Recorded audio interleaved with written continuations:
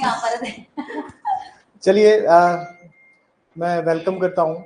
सबसे पहले देखिए, आज बहुत ही स्पेशल गेस्ट है इस इंस्टीट्यूट में, और इस इंस्टीट्यूट को स्टार्ट हुए 7 महीने पहले हुआ था।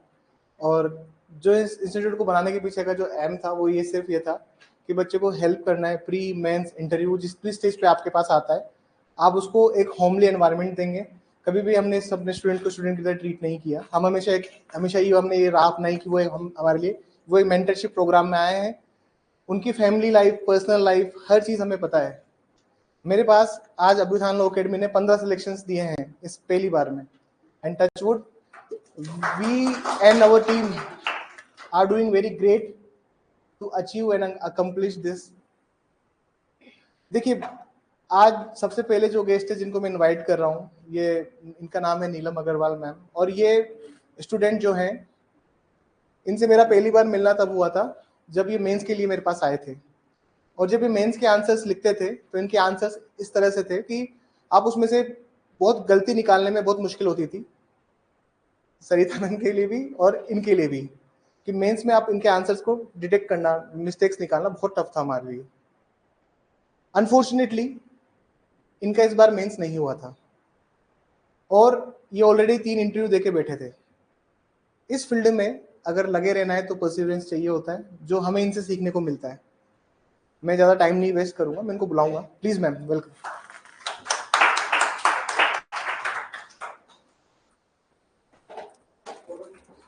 मैम अभी रिसेंटली ही CBI PP और NIA PP में सिलेक्ट हुई है, और सबसे पहला रिजल्ट हमारा मैम ही है इस इंस्टीट्यूट से।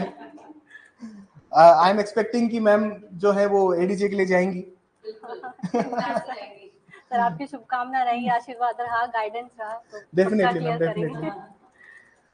थोड़ा सा मैम आप अपनी जर्नी को बताइए। मैं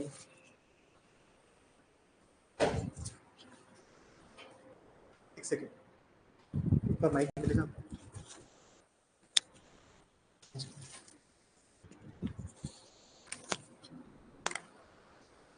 मैं सीकर के बहुत ही छोटे से गांव अजीतगढ़ से हूँ, जहाँ से मैंने अपनी प्रारंभिक शिक्षा प्राइमरी स्कूल की। उसके बाद में पापा का ऐसा था कि पापा गवर्नमेंट सर्वेंट थे, तो ट्रांसफ़र होते रहते थे। पापा की जयपुर सर्विस थी। हम लोग आए 8th क्लास में जब थी मैं, तब हम लोग जयपुर सेटल हो गए।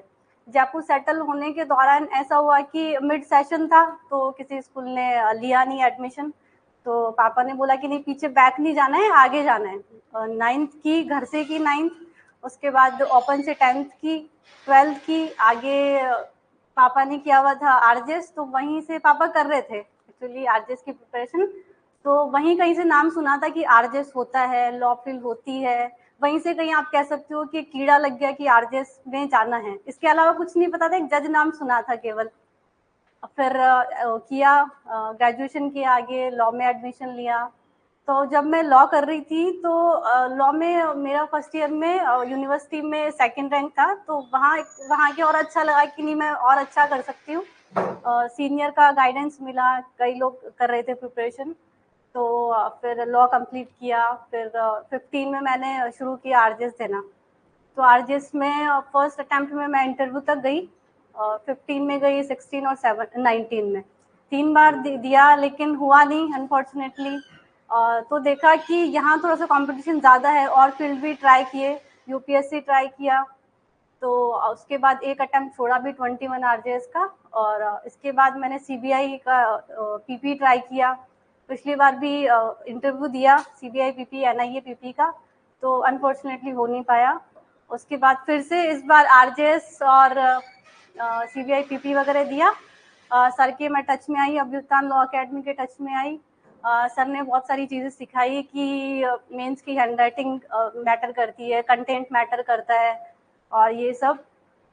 अभ्युत्थान लॉ अकेडमी की बात सबसे अच्छी जो मुझे लगी वो ये है कि सर हर जो स्टूडेंट होता है उसके बारे में जानते हैं, उसकी कमियों के बारे में जानते हैं, और एक एक चीज़ पे ध्यान लगाते हैं कि किस बच्चे में क्या कमी रही है, उसको कैसे सुधारा जा सकता है। सर ने बताया कि आंसर पूरे कंप्लीट होने चाहिए। कुछ सेक्शंस ऐसे हैं हमारे लॉ में जिनके हम लोग आंसर कर देते हैं, लेकिन पता नहीं कि रीजनिंग क्या देनी है। तो सर ने बहुत अच्छे से सिखाया और पेपर्स दिए, कि पूरे आंसर्स लिखो। कई बार होता है कि पेपर बहुत लेंदी आता है, कंप्लीट नहीं कर पाते हैं, तो वो एक चीज़, तो यहाँ सर के अच्छे टच में आई और हुआ इस बार CBI AP PP में और NI PP में मेरा सिलेक्शन हो गया फाइनली। थोड़ा सा आप प्लीज बच्चों को भी बताइए कि जैसे अभी बहुत सारे बच्चे असफल भी हुए हैं इंटरव्यू के अंदर, और कभी कभी मुझे ये भी लगता है कि ये एक ऐसी विशेष साइकिल है जो खत्म नहीं होती उन बच्चों के लिए जो बच्चे बहुत मेहनत करते हैं। जैसे मुझे पता है सफलता 222 को ही मिलनी है, मेहनत सब करते हैं, ठीक है। मैं सिर्फ आपके माध्यम से बच्चों से ये बुलवाना चाहता हूँ कि अगर आप अपने 100% जो जुडिशरी को देते हैं उसका 10 से 20% भी अगर आप बाकी एग्जाम्स को दें, कैसे यूपीएससी को अप्रोच किया जाए, कैसे अदर स्टेट्स पे भी एक आंख रखी जाए ताकि हम उसको भी निकाल पाए। थोड़ा सा मैम उसके बारे में भी थोड़ा सा बताइए बच्चों को, ताकि जो बच्चे असफल हुए उनको भी इस चीज से प्रेरणा मिले। जैसा कि अब लोग जान ही गए हैं कि मैं शुरू में ड्रीम यही था कि RJC करनी है, इसके अलावा और किसी फील्ड का पता नहीं था। सोचते थे कि इंटरव्यू तक पहुंच ही रहे हैं तो निकल ही जाएगा किसी दिन। लेकिन ये कड़वा सत्य है कि RJS में कंपटीशन बहुत ज़्यादा है। हम ये नहीं कह सकते कि हम ये मान के चलें सबसे पहले तो कि दुनिया हमारे लिए अनफेयर है, हम पूरे फेयरनेस की उम्मीद नहीं कर सकते कहीं भी। तो ये है कि RJS के अलावा और भी बहुत सारे फील्ड हैं, जैसे ED है, CBI है, NI है, और भी बहुत सारे संस्थान हैं जो कि लीगल फील्ड से रिलेटेड जॉब्स ऑफर करते हैं।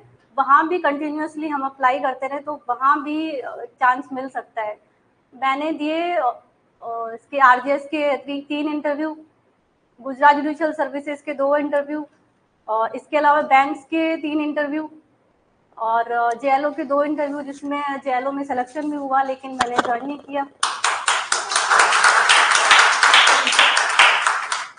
फिर दिया CBI PP, NIA PP, पिछली बार हुआ नहीं, इस बार फिर से ट्राई किया, इस बार फाइनली सिलेक्शन हुआ।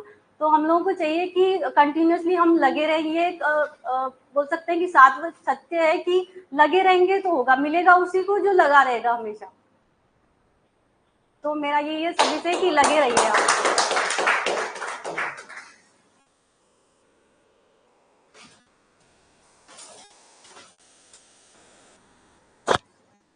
This is a small amount of appreciation for you. Thank you, sir. And happy Diwali ma'am आपको। दिस दिवाली जो है इस बार की वो बहुत अच्छी है अपने लिए, ठीक है ma'am. This is for you and parents के लिए मैम मैं बहुत सारी मैम उसका आशीर्वाद मांगता हूँ आपसे। जी थैंक यू सर। सर को भी थैंक यू, और आज आप सभी को बहुत सारी शुभकामनाएं आने वाले जो भी एग्जाम्स और आपके भविष्य के लिए।